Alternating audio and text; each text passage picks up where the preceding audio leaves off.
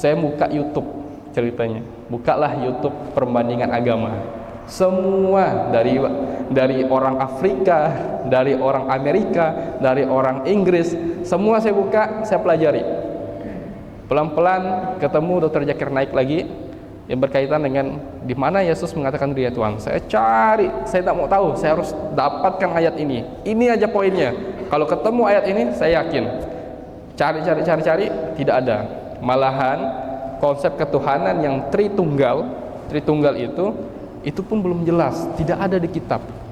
Nah, yang ada di kitab itu berkata bahwa ketika Yesus itu belum datang ke dunia, kemudian umat-umatnya pada masa kekosongan, di mana umat-umatnya itu adalah orang-orang yang tidak punya harapan ketika meninggal, karena mereka nerakanya bukan neraka api, tapi nerakanya adalah ketika dia meninggal, dia jadi tanah langsung, tidak bangkit-bangkit lagi udah. Tapi ketika Yesus datang ke muka bumi, ini versinya orang Kristen ya, lalu kemudian ada harapan di mana Yesus itu melihat kekecewaan dari umatnya ketika dia mencontohkan bahwa ada kebangkitan dan ada yang namanya bertaubat. Nah, 3 hari itu bangkit, naik ke surga. Nah, baru ada harapan orang-orang Kristen. Kenapa orang-orang Muslim itu, yang wanita itu menjaga aurat, kemudian yang cowok itu juga pakaiannya ternyata pakaian terbaiknya menutup aurat. Mulai pelan-pelan bertanya hal itu ke teman, dan teman bilang, ya memang ada aturan dalam kitab, dalam Al-Quran itu sudah ada aturannya. Nah, kalau wanita sendiri pun dalam menyikapi persoalan aurat itu ada di Quran surah An-Nur ayat 31. Bagaimana dia menampakkan auratnya depan siapa saja yang boleh. Ternyata kebaikan-kebaikan yang saya dapatkan ini ternyata sumbernya dari Quran. Saya baca terjemahan Quran waktu itu, saya bilang, kenapa ya ujian ini banyak ketika masuk Islam? Mestinya kan ketika masuk Islam tuh lebih terarah hidup saya. Nah, saya ketemu konsepnya. Oh, ternyata memang ketika sudah masuk agama Islam itu sendiri, kita tuh memang berproses di dunia ini. Bukan tempat kita bahagia. Tempat bahagia kita cuma jadi akhirat. Kita cuma dapat tenang saja di dunia ini. Ketika kita ini dalam keadaan apapun ya, entah itu keadaan ekonomi kita lagi lemah, atau ekonomi kita lagi sedang, atau ekonomi kita lagi tinggi. Nah, sebenarnya konsepnya itulah tenang. Dia tidak punya uang, tapi dia bisa tenang. Kenapa? Karena dia menaati semua perintah dan larangan Allah itu sendiri. Nah, saya ngerasakan itu ketenangan.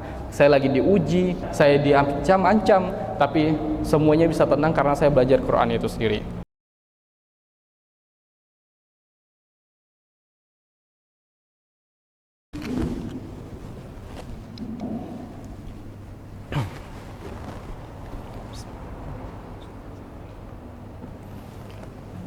Assalamualaikum warahmatullahi wabarakatuh. Alhamdulillahirabbil alamin. Alhamdulillahillazi bi ni'matihi tatimmus shalihat. Alhamdulillahillazi hadana li hadza wa ma kunna linahtadiya laula an hadanallah. Asyhadu an la ilaha illallah wa asyhadu anna Muhammadar Rasulullah. Allahumma shalli sayyidina Muhammad wa ali sayyidina Muhammad. Qala rabbi israh li sadri wa yassir li amri wa ahlul 'uqdatam min lisani yafqahu qawli. Rabbi anzilna munzalan mubarakan wa anta khairul munzilin. Amma ba'd. Baiklah, Bapak-bapak, Ibu-ibu semua yang dirahmati Allah Subhanahu wa taala, alhamdulillah kita berkumpul di subuh ini di tempat terbaik. Insyaallah ini adalah jangka panjang kita untuk menentukan kemana kita ketika sudah meninggal. Nah, makanya kalau saya ngisi kajian itu biasanya ke ibu-ibu yang mu'allaf, ke bapak-bapak yang mu'allaf, ke teman-teman yang mu'allaf, itu lebih banyak mengingat kematian saja. Kenapa? Karena memang transitnya kita itu sementara saja di sini, di muka bumi ini. Karena nanti pada endingnya, pada akhirnya kita akan berkumpul di akhirat kelak. Nah, tinggal bagaimana cara kita untuk mempertanggungjawabkan apa yang sudah kita lakukan di dunia ini. Nah, sebelumnya saya perkenalkan diri dulu. Tadi sudah disampaikan juga, nama saya Dominikus Sandang. Saya dulunya beragama Katolik. Saya seorang mu'allaf. Kemudian hidayah ini muncul tepat 1 bulan sebelum Ramadan. Nah, jadi memang saya merasakan Ramadan di tahun 2020 itu tepat di masa Covid, waktu itu pandemi. Nah, jadi hari ini kita hanya sharing saja. Saya tidak mengajar, saya juga belajar. Insya Allah kita sama-sama belajar. Nah, bangkai yang muda sekalian, bapak-bapak, ibu-ibu, memang momentumnya bulan Ramadan ini banyak orang yang mendapatkan hidayah. Kenapa? Karena memang ternyata ada hal yang dimana hati kita itu terpaut pada kebaikan lebih banyak dibandingkan kemaksiatan. Kenapa? Karena memang ternyata di bulan Ramadan ini momentum kita untuk memperbaiki diri. Pertama ya, lisan kita. Kita berpuasa, kita akan malu bermaksiat, itu sudah pasti. Lalu kemudian yang tadinya kita tidak baik secara perilaku, secara tidak langsung kita mengubah itu di bulan Ramadan. Makanya momentum bulan-bulan yang lalu adalah momentum kita untuk dengan dunia. Tapi di bulan Ramadan ini momentum kita untuk beramal soleh sebanyak-banyaknya. Karena kita tidak tahu apakah kita bisa ketemu lagi di bulan Ramadan tahun depan. Nah, jadi memang motivasinya adalah bagaimana caranya kita itu setelah bulan Ramadan ini lebih banyak lagi beramal soleh sehingga bisa melakukan kebaikan lebih banyak lagi. Dan insya Allah sebenarnya tujuan kita dari awal kita dilahirkan, kemudian kita mulai bertumbuh remaja, dewasa, mulai berproses kehidupan, mulai dibebankan dengan ujian-ujian. Ketika sudah diuji, kita bagaimana proses meresponnya, itu yang bakal dilihat. Nah, ketika sudah selesai dengan respon itu, maka akhirnya kita mempertanggungjawabkan apa yang sudah kita lakukan di muka bumi ini. Itu yang paling penting. Nah, momentumnya saya masuk Islam itu 2019, saya sudah belajar tentang agama Islam. Belajar agama Islamnya pun itu bukan hanya sebatas baca Quran. Jadi kami ada studi banding. Jadi kami itu aktivis mahasiswa Katolik, di mana kami memperbandingkan ini agama Buddha, ini agama Hindu, ini agama Konghucu, ini agama Kristen Protestan, ini Kristen Katolik, dan ini agama Islam. Nah, dari semua agama itu yang paling mirip sama orang Katolik itu, sama orang Protestan itu Islam. Tapi secara ibadah itu jauh beda. Kristen Protestan, Kristen Katolik itu masih sama. Hanya konsep gerejanya saja yang berbeda, cara ibadahnya saja, dalam mempraktekkan ibadahnya itu yang berbeda. Tapi ketika dibandingkan dengan Islam, Islam jauh ternyata lebih beda. Tapi dari semua isi-isi yang kita baca itu, kurang lebih 50% itu ada di agama Katolik itu. Makanya kita penasaran, kenapa nih kok bisa sama kan? Jadi kita coba bandingkan seperti di monitor, kita bandingkan dibelah jadi dua. Di sini kitabnya orang Katolik, di sini kitabnya orang Islam. Waktu itu seperti itu kita nyebutnya. Nah, yang kita pelajari adalah terjemahannya, bukan Arabnya, kita langsung terjemahannya. Ternyata kesimpulan dari pembelajaran itu banyak sekali. Dulu kesimpulannya adalah ternyata Islam ini nyontek agama kita ya. Nah, kayak gitu. Lalu kemudian pelan-pelan kita mencari apa yang menjadi kesamaannya. Pertama adalah kesamaan nama dari setiap nabi yang ada. Saya ambil contoh Nabi Ismail dalam agama Katolik, Nabi Ismail dalam Islam. Abraham dalam agama Katolik, Ibrahim dalam agama Islam. Begitu seterusnya. Jadi kita menyimpulkan seperti itu. Tapi saya kurang puas waktu itu. Mulai belajar terus. Nah, ini berawal dari kitab. Lalu kemudian saya terus memperdalami ilmu agama saya yang sebelumnya itu dengan membaca kitab minimal satu hari itu bisa sampai, kalau tidak salah itu 10 lembar saya baca. 10 lembar harapannya adalah ketika saya membaca kitab saya, ketika saya melakukan studi banding, saya tidak akan tertarik dengan agama yang lain. Karena saya yakin kitab saya sudah baik. Secara penelusuran, kitab saya sudah bagus untuk keimanan saya waktu itu. Jadi untuk menambah keimanan itu, saya berdiskusi sama pastor, saya berdiskusi sama teman-teman yang Kristen Katolik itu. Lalu kemudian saya pelan-pelan ikut membersamai aktivitas dakwahnya. Waktu itu saya di gereja. Di sana kami banyak sekali ibadah, yang dimana banyak sekali aktivitas dakwah di sana. Nah, lalu kemudian tidak lama berselang, bapak saya masuk rumah sakit waktu itu. Itu momentumnya saya belajar. Bapak saya masuk rumah sakit di situ ditanya suku, ditanya agama, oke, udah selesai.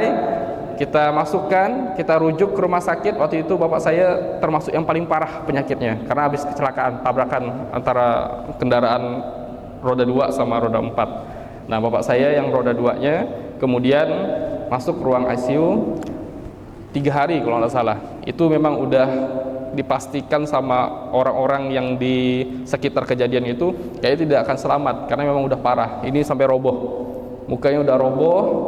Habis itu sampai di rumah sakit itu yang paling rekomendasi kan, diangkat. Lalu kemudian saya berdoa waktu itu, berdoa.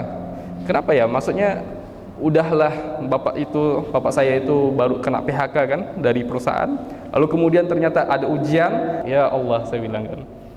Nggak lama setelah itu saya punya sepupu jenguk. Sepupu saya ngajak di ruangan salah satu VIP milik, dan di situ ada ruangan pastur sangat besar. Ya paling tidak sebesar inilah. Itu di situ ada TV, kulkas, habis itu ada 2 set tempat tidur, dan di situ bercerita bahwa memang misi yang selama ini jalankan adalah bagaimana caranya misi kesehatan ini bisa menarik orang untuk masuk agama Katolik. Itu satu. Lalu kemudian sekolah yang terbaik itu bisa memancing orang untuk bisa bersekolah ke tempatnya mereka dengan catatan mengikuti semua prosedur dari mereka. Nah, jadi semua ada itu karena misi. Ada yang terbaik, berarti ada misi di situ. Itu sistem yang ada di agama sebelumnya. Lalu kemudian saya pelan-pelan mencari pola konsep ketuhanan ceritanya. Ada teman hijrah, kemudian ngajak diskusi. Semua orang diajak diskusi, bukan hanya Islam tapi Kristen, Katolik, dan agama lain pun diajak diskusi. Beberapa kali saya tidak tertarik ya, maksudnya dalam artian diajak tidak lanjut, diajak saya lari. Tidak lama setelah itu, karena saya merasa penasaran apa yang mau didiskusikan, saya diskusi pelan-pelan. Nah, ngomongin tentang konsep ketuhanan saja, 1 poin saja, karena memang itu yang sangat urgent, sangat penting untuk dibahas. Kalau masalah yang lain udah biasa. Kalau masalah ibadah, saya juga sebenarnya sudah mulai menarik nih. Kenapa ibadah Muslim itu berbeda dengan agama yang lain? Lalu kemudian kenapa lebih condongnya terpisah antara laki-laki dan perempuan? Nah, itu saja. Ditambah lagi waktu itu diskusi sama teman, pertama kali bahas tentang tauhid. Tidak lama kemudian saya ketemu channel Dr. Zakir Naik. Waktu itu lagi masa-masanya beliau lagi naik, lagi viral. Jadi satu kalimat yang membuat saya belajar, carikan di Bible di mana Yesus mengatakan dirinya Tuhan. Cuman itu poinnya. Nah, waktu perbandingan tadi saya dapat 1 poin juga dengan dosen saya. Babi hutan di agama Katolik itu, perjanjian lama itu haram. Sudah mutlak haram. Sampai sekarang pun masih haram. Itu perjanjian lama. Itu kitab perjanjian lama. Kemudian ada kitab perjanjian baru. Kitab perjanjian baru itu babi hutan itu yang haram. Babi peliharaan boleh dikonsumsi. Stigmanya adalah sama-sama babi. Lalu kemudian gimana caranya babi hutan itu bisa dikonsumsi, kata dosen? Caranya adalah babi hutan itu diambil, kemudian dipelihara sama kita, habis itu dikasih makan, itu dianggap peliharaan, boleh dimakan. Kayaknya tidak masuk akal kalau saya sendiri. Cuman saya tidak menyampaikan ketidakmasukakalan itu, karena saya masih ngerasa bahwa agama saya masih baik yang lama. Nah, semenjak itu saya diskusi tentang tauhid, mulai mencari-cari.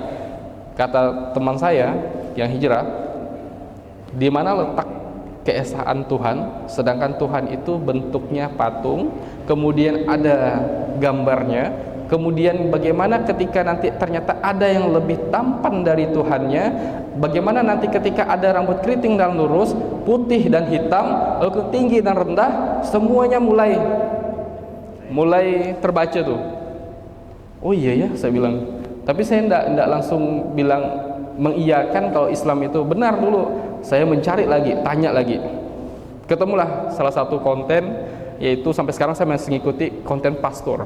Nah, lalu kemudian saya cari jawabannya. Oh, ternyata jawabannya waktu itu adalah Ketika kita kangen sama seseorang, misalkan kita punya nenek, kita punya kakek, atau punya saudara yang sudah meninggal, kemudian kita kangen nih.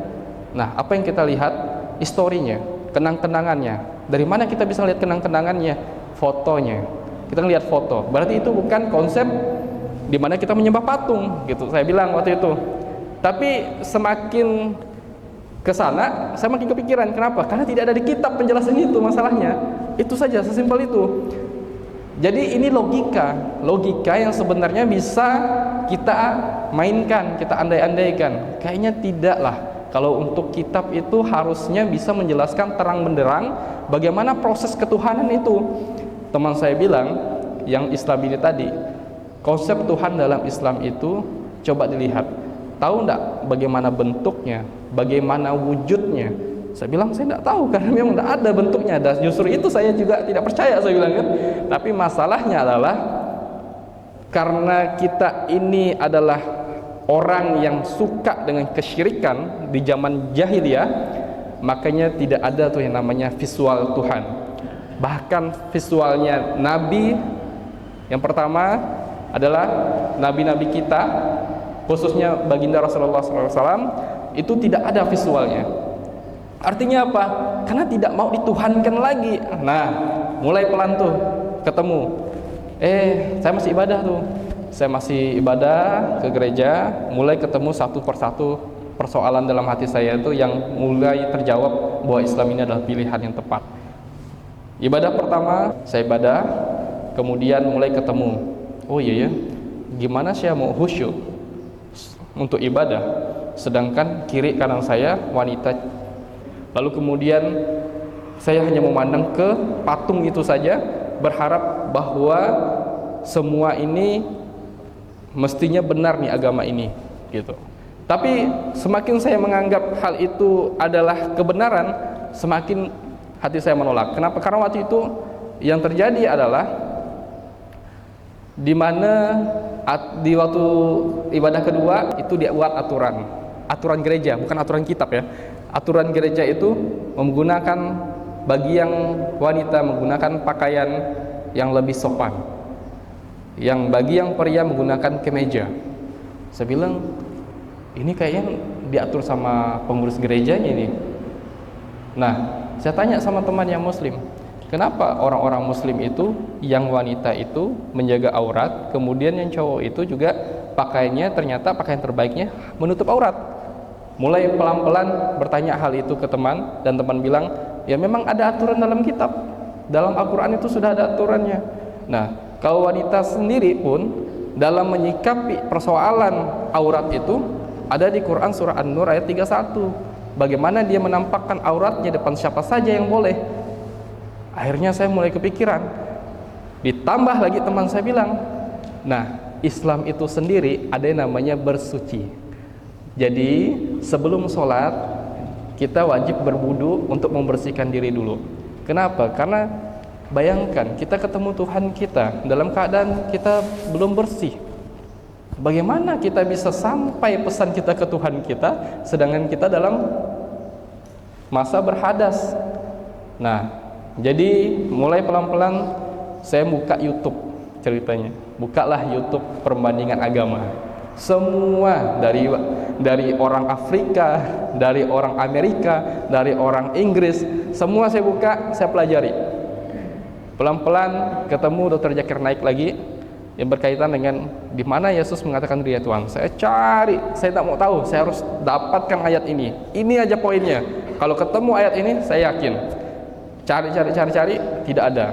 Malahan konsep ketuhanan yang Tritunggal itu pun belum jelas, tidak ada di kitab. Nah, yang ada di kitab itu berkata bahwa ketika Yesus itu belum datang ke dunia, kemudian umat-umatnya pada masa kekosongan, di mana umat-umatnya itu adalah orang-orang yang tidak punya harapan ketika meninggal, karena mereka nerakanya bukan neraka api, tapi nerakanya adalah ketika dia meninggal, dia jadi tanah langsung, tidak bangkit-bangkit lagi udah. Tapi ketika Yesus datang ke muka bumi, ini versinya orang Kristen ya. Lalu kemudian ada harapan di mana Yesus itu melihat kekecewaan dari umatnya ketika dia mencontohkan bahwa ada kebangkitan dan ada yang namanya bertaubat. Nah, 3 hari itu bangkit, naik ke surga. Nah, baru ada harapan orang-orang Kristen. Cuman masalahnya adalah belum luas juga konsep ketuhanan yang dimaksud itu seperti apa. Kenapa seorang Tuhan rela turun ke bumi, kemudian menjadi manusia, kemudian dicambuk sama hambanya, lalu kemudian ya aneh aja gitu. Sedangkan dia pencipta gitu, dia mengatur semuanya, dia lebih mulia. Nah, mulai pelan-pelan saya pikir, oh enggak bisa ini, enggak bisa. Saya mulai diskusi sama teman itu dari jam 7 sampai jam 9. Habis itu mulai pelan-pelan makin dalam diskusinya dari jam 9 sampai jam 3 subuh. Dah mulai lagi panjang, masa COVID-19. Nah, COVID-19 itu adalah momentum saya khawatir. Khawatirnya adalah waktu itu saya bilang saya udah masuk Islam ini kurang lebih prosesnya adalah 70% akan menuju Islam nih, saya bilang. Jadi condong hati saya sudah ke Islam nih. Tapi masalahnya keluarga saya ini fanatik. Jadi saya mikir, ini kalau saya masuk Islam, saya dalam posisi kuliah waktu itu. Saya kuliah semester 5 di Universitas Tanjung Pura. Tapi alhamdulillah tadi udah fotonya udah lulus ya. Alhamdulillah, atas izin Allah. Nah, saya mikirkan adalah bagaimana nanti kalau seandainya fasilitas saya diambil, uang kuliah saya tak dibayar, lalu kemudian bagaimana ketika saya diusir dari keluarga. Nah, 30%-nya itu saya bilang. Berarti saya udah yakin dengan Islam. Lalu kemudian teman tuh bilang, bayangkan kita lebih mencintai makhluk yang diciptakan oleh Tuhan, Rabb, Allah itu sendiri, tetapi kita tidak betul-betul hatinya mendukung, menyayangi, betul-betul hati kita itu ke Allah langsung. Padahal sebenarnya kita wajib condongnya ke Allah saja, tidak ke makhluk. Nah, pelan-pelan saya mikirkan, oh iya ya, jadi ibunya antum itu, kata teman, itu diciptakan Allah. Oke, kalau ibu antum tidak diciptakan Allah, antum tidak ada. Nah, dari situ saya mikir, iya juga ya. Nah, mulai pelan-pelan saya bilang, udahlah, saya masuk Islam bulan depan aja lah, saya bilang. Oh, enggak bisa.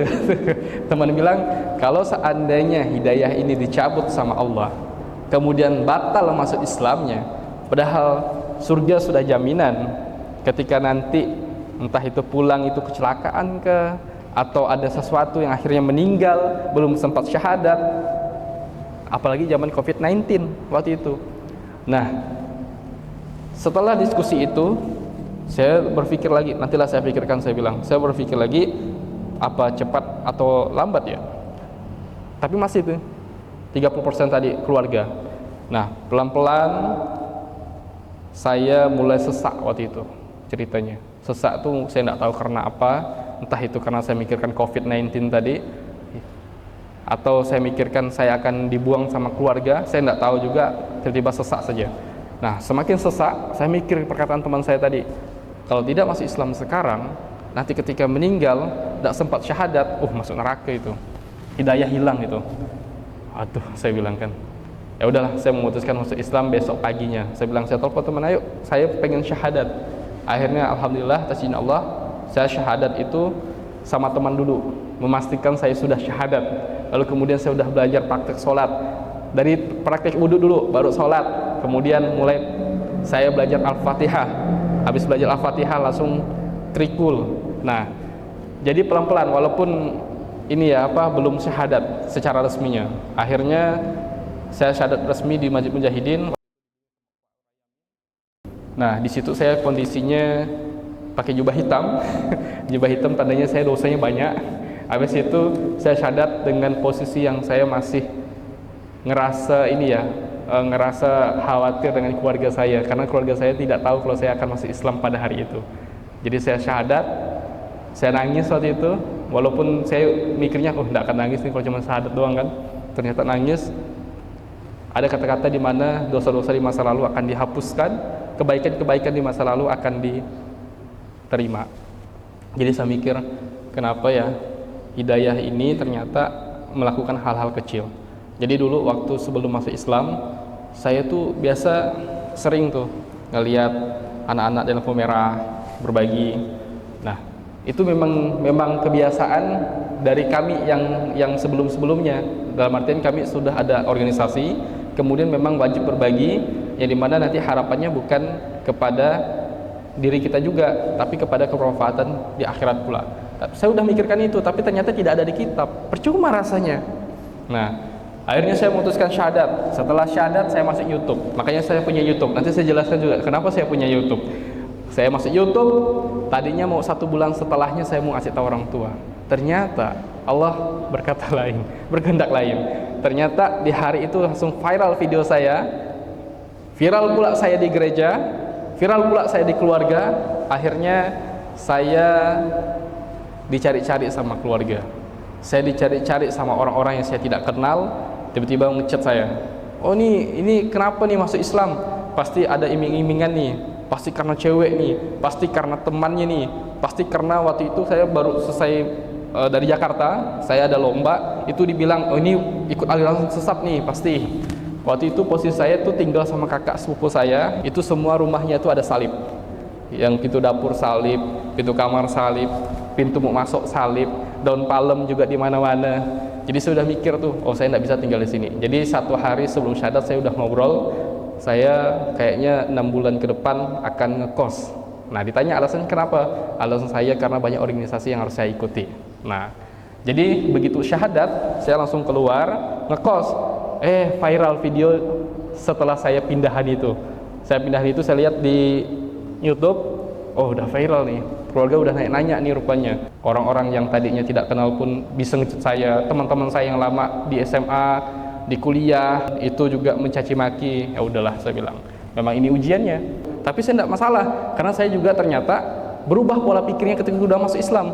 Oh, saya bilang, ya udah, berarti rezeki itu ditentukan sama Allah. Dimanapun saya mencari rezeki, berarti Allah sudah menentukan itu.